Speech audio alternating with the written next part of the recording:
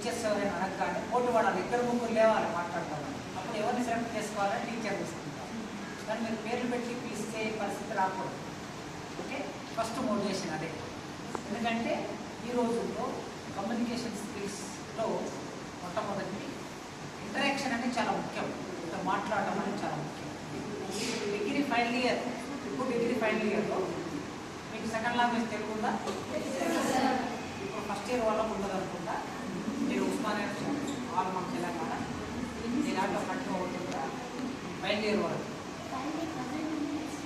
నేను అదే అంటున్నాను, ఫస్ట్ ఇయర్ వాళ్ళకి ఫైనల్ ఇయర్లో తెలుగు ఉంది కదా, అందులో ఉపన్యాస కళ అని ఒక పాఠం ఉంటుంది. ఉపన్యాస కళ సమయం ఉంటే చదవండి. దాంట్లో ఎట్లా ఉపన్యాసించాలి ఏంటి వివరాలు అన్నీ ఉంటాయి. ఆ పాఠం రాసింది నేనే.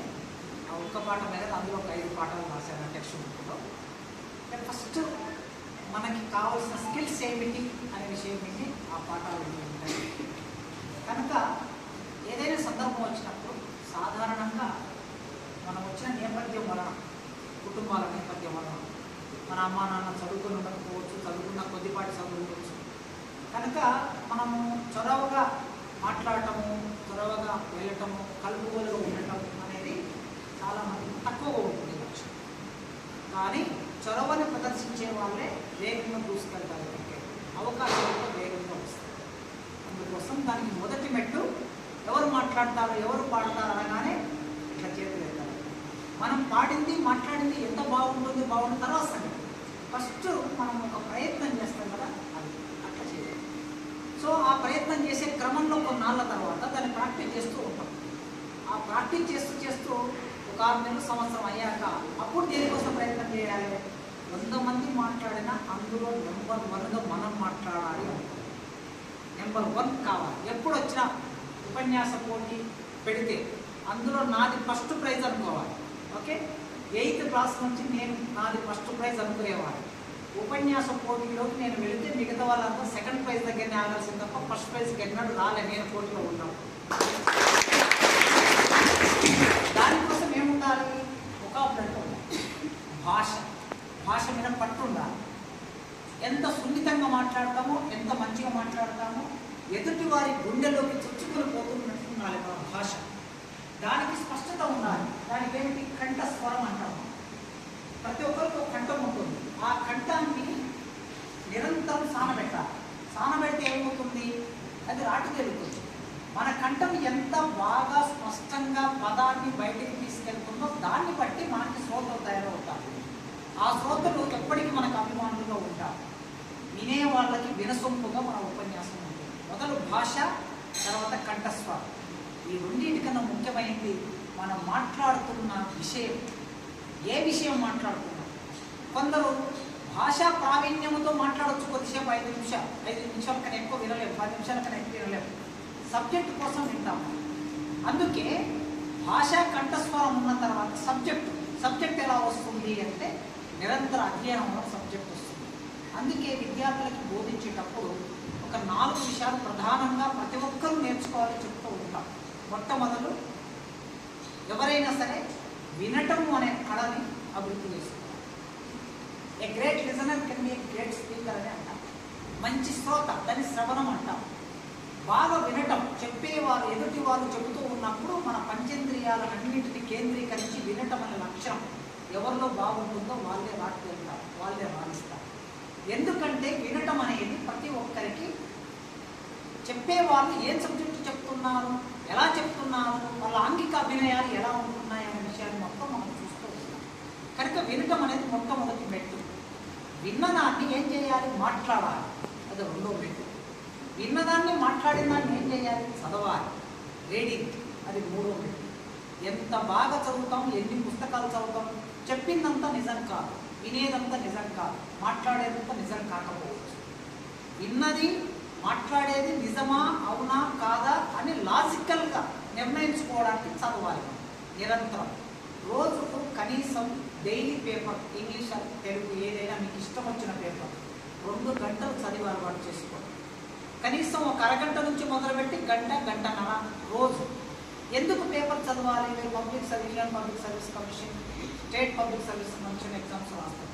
జనరల్ స్టడీ ఒక పేపర్ ఉంటుంది. జనరల్ స్టడీలో ఏమీ ఉండదు వాళ్ళకి చెప్పి, రోజు పేపర్లో వచ్చేదాన్ని అంతా కట్ చేసుకొని ఈ పని చేయడం కోసమే కొద్దిమంది యూనివర్సిటీలో మా పిల్లలు ఉంటారు, మా స్టూడెంట్స్ ఏం చేస్తారంటే కోచింగ్ సెంటర్లకి జనరల్ స్టడీస్ రోజు పేపర్ చదవాలి. ఆ రోజు అమెరికాలో ఏం జరిగింది, ఇంగ్లాండ్లో ఏం జరిగింది, ఇండియాలో ఏం జరిగింది, రెండు దేశాల మధ్య ఒప్పందాలు ఏం జరిగాయి, ప్రభుత్వం కొత్త పథకం ప్రవేశపెట్టింది, ఇవన్నీ ఏం చేస్తారంటే కటింగ్ చేసి పేపర్ కటింగ్ చేసి రాసి మెటీరియల్ వాళ్ళకి పంపిస్తారు. జస్ట్ పేపర్లో వచ్చిన మెటీరియల్. దానికోసం నెలకి 5 నుంచి 10,000 శాలరీ ఇస్తారు మా పిల్లలకి, పీజీ పిల్లలకి యూనివర్సిటీ. అంటే కోచింగ్ సెంటర్లు ఏం చెప్తున్నారు? వాళ్ళు పేపర్లో వచ్చిన విషయం చెప్తున్నారు. ఆ పేపర్లో వచ్చిన విషయం మీరే చదువుకుంటే ఇంకొక టీచరే అవసరం లేదని చెప్పడానికి. కనుక జనరల్ స్టడీస్ మనం అచీవ్ కావాలంటే రోజు పేపర్ రీడింగ్ అనేది చాలా ముఖ్యమైనది. మీరు రోజు పేపర్ రీడింగ్ అలవాటు చేసుకోండి. పేపర్ రీడింగ్తో పాటు పుస్తక పఠనం మన జీవితంలో భాగం కావాలి.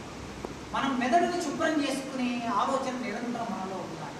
శరీరాన్ని శుభ్రం చేసుకుంటాం, లేవగానే పళ్ళు శుభ్రం చేసుకుంటాం, స్నానం చేస్తాం, బట్టలు ఉతుకుంటాం, ఇస్త్రీ చేసుకుంటాం. మరి మెదడును శుభ్రం చేసుకుంటున్నామా అని ఒక ప్రశ్న వేసుకుంటే భారతదేశంలో మెదడును శుభ్రం చేసుకునే లక్షణం 2% కూడా లేదు. భారతదేశంలో 145 కోట్ల మందిలో 2% అంటే ఒక 2 నుంచి 4 కోట్ల మంది కూడా లేదు. కనుక అందులో మనం ఉండాలి. మెదడును శుభ్రం చేసుకునే దాంట్లో కేరళ అనే రాష్ట్రం భారతదేశంలో నెంబర్ 1లో ఉంది. మెదడును శుభ్రం చేసుకునే ఆ సర్వే నిర్వహిస్తుంది.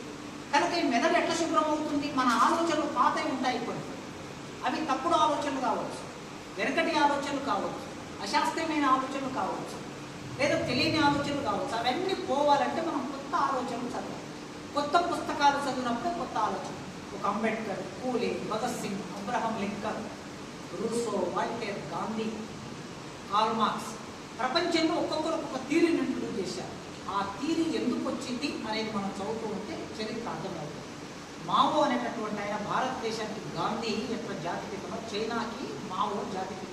ఆయన ఒక మాట అన్నాడు, ప్రతి మనిషికి ఈ మొత్తం ప్రపంచ చరిత్ర 100 ఏళ్ల ప్రపంచ చరిత్ర స్థూలంగా తెలిసి ఉండాలి, 100 ఏళ్ల దేశ చరిత్ర సూక్ష్మంగా తెలిసి ఉండాలి.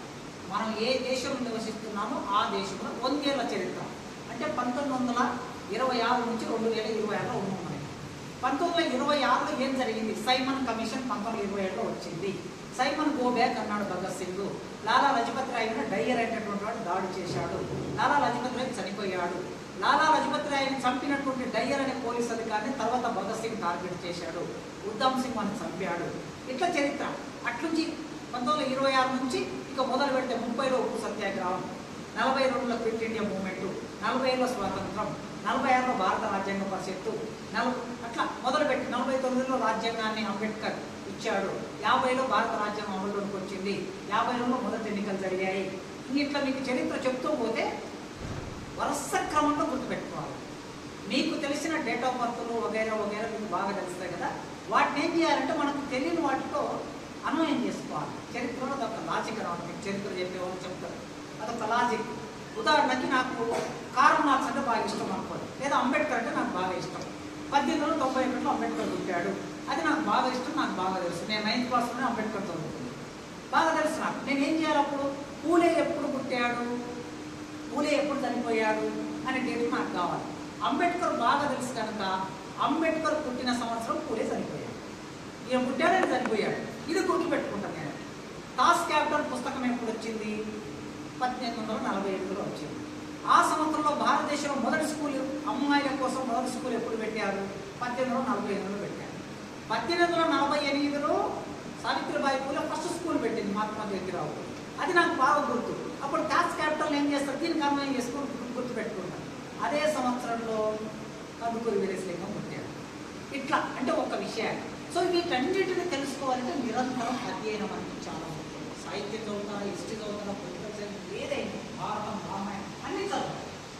చదివే క్రమంలో సాహిత్యంలోని సాహిత్యాన్ని కొన్ని పద్యాలని, కొన్ని కవితలని బయాట్ చేయాలి. కంటత బయాట్ చేయటం మూలంగా ఏం జరుగుతుందంటే మనకి భాష వస్తుంది. శ్రీశ్రీ గురించి, కృష్ణశాస్త్రి గురించి, కాళోజీ గురించి, గద్దర్ గురించి అవి మనం నేర్చుకుంటే మనకు భాష వస్తుంది. వాళ్ళందరూ ఉపయోగించిన పదాలని వేరే సందర్భంలో మనం ఉపయోగిస్తాం. అప్పుడు మన ఉపన్యాసం ఎట్లా ఉంటుంది అంటే ఆకర్షణీయంగా ఉంటుంది. ఇక వినాలని చెప్పారు, మాట్లాడాలని చెప్పారు, చదవాలని చెప్పారు. 4వది చిట్ట చివరికి ఈ మొత్తం ప్రాసెస్ దేనికోసం అంటే రాయడం కోసం. రైట్, ప్రపంచంలో మన చరిత్ర మనకంటూ ఒక పేజీ ఉందా? మీరందరూ ఆలోచించారు. మన అమ్మ నాన్నలకు పేజీలు లేవు, మన తాత ముత్తాతలకు పేజీలు లేవు, రాయలేదు. వాళ్ళ గురించి రాయలేదు. రాస్తే వాళ్ళకి చరిత్ర ఉంటుంది. ఎందుకు రాయలేదంటే చరిత్ర రాసిన వాళ్ళందరూ కూడా మన అమ్మ నాన్న సామాజిక వర్గం నుంచి రాలేదు. పై వర్గాల నుంచి చరిత్ర రాసే వాళ్ళు వచ్చారు, వాళ్ళ చరిత్ర రాస్తారు. ఓకే, కనుక సుబ్రహ్మణ్యం గారిని ఒక ఆయన నా అనుభవాలు జ్ఞాపకాలను రాసుకున్నారు. నేను ఫస్ట్ జాబ్లో చేసినప్పుడు డిగ్రీ పిల్లలకు పాఠం చెప్పాను. నేను నా అనుభవాలు జ్ఞాపకాలు పుస్తకం పెట్టి ఆయన అనుభవం రాసుకున్నాడు. అందులో చిన్నప్పటి నుంచి ఆయన చదువుకునే వరకు ఏం జరిగిందో మొత్తం రాసుకుంటూ వచ్చారు. అందులో చాలా విషయాలు నాకు తెలియవు. ఆ పుస్తకం చదివిన మొదట దద్దోజనం అని ఒక మాట ఉంది. దద్దోజనం అంటే నాకు తెలియదు అప్పటి, తెలుసా మీకు? సో ఈ రోజు వరకు మీకు తెలియదు. పెరగన్నాన్ని దద్దోజనం అంటారు. ఇది బ్రాహ్మణుల ఇళ్లలో మాత్రమే పదం ఉపయోగిస్తారు, కింది వర్గాల ఇళ్లలో ఉపయోగించారు. Being as a scheduled caste boy I did not understand that word. చాలా ఉంటాయి అందులో. ఇంకా జంధ్యం ఉంటుంది, రకరకాల విషయాలు ఆయన బ్రాహ్మణుడు రాసుకుంటూ వచ్చాడు. ఆయన చరిత్ర ఆయన రాశాడు. కానీ వ్యవసాయం చేసే రైతు చరిత్ర, కూలి చేసే కూలి చరిత్ర రాయలేదు. అందుకే మీరు మీ చరిత్ర పేజీలో ఉండాలంటే రాత అనేది అల్టిమేట్. రాజు మరణించిన ఒక తార రాలిపోయి, సుకవి మరణించిన ఒక తార గగనమెక్కి, రాజు జీవించే రాతి విగ్రహములకు సుకవి జీవించే ప్రజల నాలుకలయమని గుర్రం జాషువా రాశాడు. మీకు రాజు కవి పాఠం ఉంది. గుర్రం జాషువా రాసినది, జాషువా లేడు, చనిపోయాడు. నన్నయ్య చనిపోయాడు, గురజాడు చనిపోయాడు, గద్దర్ చనిపోయాడు, అందశ్రీ చనిపోయాడు. కానీ ఈ ప్రపంచం ఉన్నంత వరకు వాళ్ళ సాహిత్యం ఉంటుంది. రాయని వాడు చరిత్రలో ఉండలేడు, రాసిన వాడే చరిత్ర నిర్మాణం చేస్తాడు. కనుక 4వ లక్షణం రాత. వినండి, మాట్లాడండి, చదవండి, రాయండి. ఈ 4 లక్షణాలు నైపుణ్యాలు అంటాము, సాఫ్ట్ స్కిల్స్ అంటాము. ఈ సాఫ్ట్ స్కిల్స్ మీరు డెవలప్ చేసుకుంటే ఈ ప్రపంచంలో మీరు ఎక్కడ పోయినా బతుకుతారు, ఎక్కడ పోయినా నిలబడతారు, ధైర్యంగా నిలబడతారు. మన జీవితాన్ని, మన అస్తిత్వాన్ని, మన ఆత్మగౌరవాన్ని నిలబెట్టుకునే విధంగా మీరు జీవితంలో ఎదగాలని మా ఉస్మానియా యూనివర్సిటీకి చదువుకోవడానికి రండి. జేఎన్యూకి వెళ్ళండి, సెంట్రల్ యూనివర్సిటీకి వెళ్ళండి, ఆక్స్ఫోర్డ్కి వెళ్ళండి, స్టాన్ఫోర్డ్కి వెళ్ళండి. మేము చదువుకునే రోజుల్లో మాకు ఇలా చెప్పేవాళ్ళు ఎవరు లేరు. ఓకే, ఏదో మామూలుగా చదివాం, ఇంత దూరం వచ్చాం. నేను తెలుగు టీచర్ని అయ్యాను. మీకు చాలా అవకాశాలు ఉన్నాయి. ఈ ప్రపంచాన్ని జయించవచ్చు. ఎక్కడ కూడా ఇన్ఫీరియారిటీకి గురి కాకండి. నేను తక్కువ అనే భావం ఎక్కడ ఉంటే తీసిపడేది.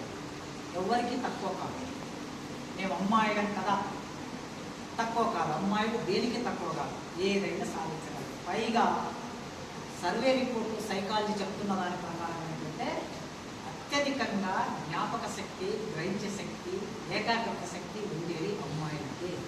కనుక మీరు ఈ దేశంలో ఉత్తమ పౌరులుగా మారాలని కోరుకుంటున్నాను. Thank you.